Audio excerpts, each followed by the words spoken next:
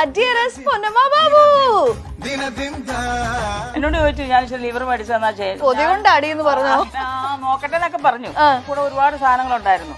ഞാൻ അതെല്ലാം കൂടി ഇട്ട് വെച്ച് കറി വെച്ച് വേവിച്ചു കൊടുത്തു, എല്ലാം വെച്ചു. പക്ഷെ അതൊന്നും കഴിക്കാൻ പറ്റിയില്ല.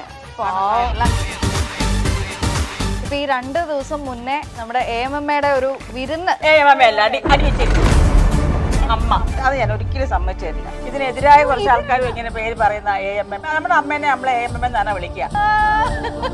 സ്വാതന്ത്ര്യം എല്ലാവർക്കും ഉണ്ട്. അതിലുണ്ട് എല്ലാവർക്കും ഉണ്ടല്ലോ. അല്ലെ വിളിച്ചു ചോദിക്കാം എന്താ ഞങ്ങളെ വിളിക്കാതിരുന്നേ? ആൾക്കാർക്ക് ഒരു കണ്ടന്റ് വേണമല്ലോ എന്നും എന്തെല്ലാം പറയണമെങ്കിൽ. കണ്ടന്റിന് വേണ്ടി വെയിറ്റ് ചെയ്യുമായിരുന്നല്ലേ? ഇതൊക്കെ സർവൈവ് ചെയ്യാൻ വേണ്ടിയിട്ട് കിട്ടുന്ന എല്ലാം തോന്നിയതുപോലെ എടുത്ത് നമുക്ക് വാരി വലിച്ച് തിന്നാൻ പറ്റുമോ?